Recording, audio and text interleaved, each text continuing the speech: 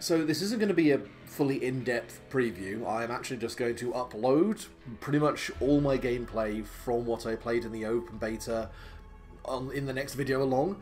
But I wanted to give just a very quick preamble as to why I've done so and why I would recommend people go out and try the open beta right now, as Hard West 2 really has kind of come out of nowhere for me. And as you may see early on in the lifetime of my channel, I played through the entirety of the first Hard West and the DLC Scars of Freedom and fucking loved it.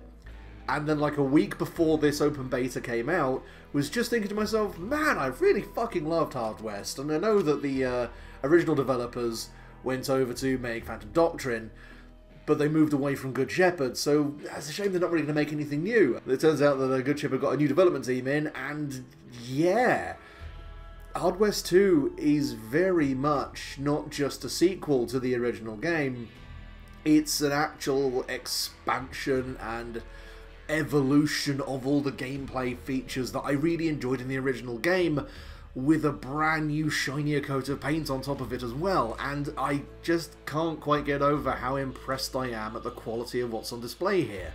The rough idea, if you have never played the Hard West games at all, is that they are a tactical squad-based strategy game with choose-your-own-adventure style elements within it. You basically enter a Weird West, and I know a game has just come out called Weird West, but Weird West is also more of a genre, including stuff like Deadlands, and Wild Wild West, technically, fuck you, I don't know.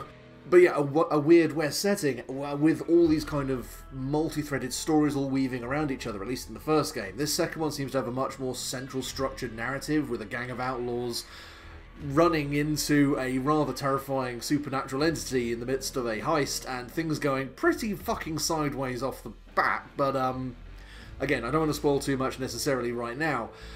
The general idea is that this is a very forward-focused game. In fact, the one thing that I think was a big complaint with the first Hard West was that it was a very methodical, slow-paced sense of combat. You had to reload, you had to manage your resources, positioning, you had to make sure you weren't going to get flanked.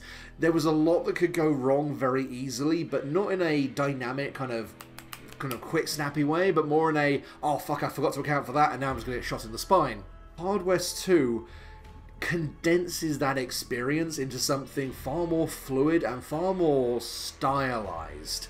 Like, if you think of like all the deconstructed westerns like Unforgiven, which is very much what the first Hard West game was, where it's a very, even though it has very supernatural elements, it's quite a dry experience, it's quite a straightforward tactical shooter. This is very much kind of Quick and the Dead, Django Unchained levels of just violent escalation, quick, snappy, brutal gunfights, all facilitated by the addition of one key mechanic called Bravado, which is quite specifically, when you kill an enemy, you regain all your action points. And you may think, hang on a second, that sounds fucking broken. And the answer is, yes, but you'll still fucking need it, as the game is definitely ramping up the challenge in terms of the scale of enemies. So even if you can kill one enemy and maybe take it and shoot another one, unless you've killed them, you've still got 3, 4 more who could potentially blow massive lumps out of you. So if anything, it actually adds to that sense of just wanting to act like a, well, runaway train, just ploughing through the enemies in front of you, rather than slowing the whole combat down to this very procedural, tactical. And again, I'm not saying this in any way that makes Hard West a bad game, it was just a different way of doing combat. The way Hard West has just taken what worked fairly well and really refined it feels so good. On top of that, there is also some integral mechanics that are carried over from the original Hard West, which I still really like, and if you have not experienced them before, I highly recommend you try them out. The first and foremost of which is the idea of luck. Now, in the first Hard West game, all shots were basically on target unless you had enough luck to scratch the attack. Basically, if someone had, say, 50% chance to hit, and you had more than 50 points of luck, you lost the 50 points of luck, and the bullet missed. This was fine, however it led to some situations where you would effectively be unable to use certain abilities, as luck was also your resource for using special abilities, because you were always under so much fire. Compare that to Hard West 2, where luck is now something you can toggle on or off. So, say for example, there are some abilities where extra effects happen if you're at maximum luck. You can actually toggle your luck off, meaning you won't use it to avoid fire, meaning yes, you will get hurt more often, but at the same time, you will generate luck far quicker and can guarantee you'll be able to use it next turn, which is just such a simple anti-frustration measure. Again, it's one of these great examples of showing that even though the new team that was brought in to produce this game have really not worked on games like this before, they really did understand the project. They really understood how to just take what was already here and find a more effective, better way of doing it. The other part of the game which I find is very interesting is the whole loadout system for cards. Rather than every character developing, say, perks in a kind of a leveling up kind of way, you build a full deck of cards, each with their own individual bonuses per card, and then because it's a Wild West game, building hands of those cards, say 2 pair, 3 of a kind, straight flush, add additional benefits. Now, this leads to so much more customization options than a conventional strategy game, where you build one guy for one particular role and they're locked into that role.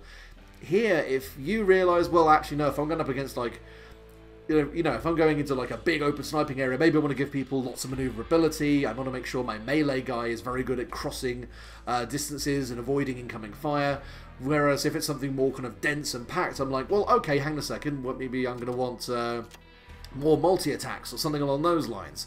Just the ability to break down everyone's abilities and then rebuild them in different ways is again something I've not really seen other games do, but Hard West 1 and 2 have done it, and Hard West 2 has basically just carried that whole thing over wholesale, and it works perfectly. Generally, that's basically all I want to do to kind of sell you on the idea of the game. Like, visually, as you can see, it's a nice, rich, colourful, stylized game. The cinematics are fucking lovely. I'm a sucker for handsome older men, and dear God, they've got 2 of them. Help me. Screams in gay. But yes, essentially, the open beta is out now. I'm going to put the gameplay up here if you want to just see it. If you have a shitty internet connection, you can't download it. If you're not entirely certain on wasting your time playing it, there's about 2 hours worth of content there, about 3 major fights, and then a bunch of side content with story and more narrative stuff happening. There's a few extra mechanics I also haven't touched upon, but again, I would much rather you just tried it for yourself. It's available on Steam right now. There is a Discord channel, which I'm now part of, which it seems to be very good. They're getting lots of feedback. They're really trying to refine and develop the game, and I would say that if you do try the open beta, please fill out their form. It's like 6 pages long. This is not a... By the way, they've not asked me to do this in any way, shape, or form. I'm a tiny baby YouTube channel. They don't give a fuck. But if you did enjoy the experience, if you do try the beta, giving the developers feedback is the single best way to actively ensure the game is good for everyone. If you go, no, that was alright, and then just fuck off somewhere else with no feedback whatsoever, you might as well have not played the game. Sounds kind of ruthless for me to say that, but it's kind of true. But anyway, I will leave it there. Thank you very much for listening to me ramble, and I will now... It won't be this video, it'll be the next video along. I'm pointing. I'm gesticulating off screen like I've got a fucking camera because I'm some kind of idiot. But anyway, thank you very much for watching. Please do give this game a go. And yeah, I'll catch you later. Adios.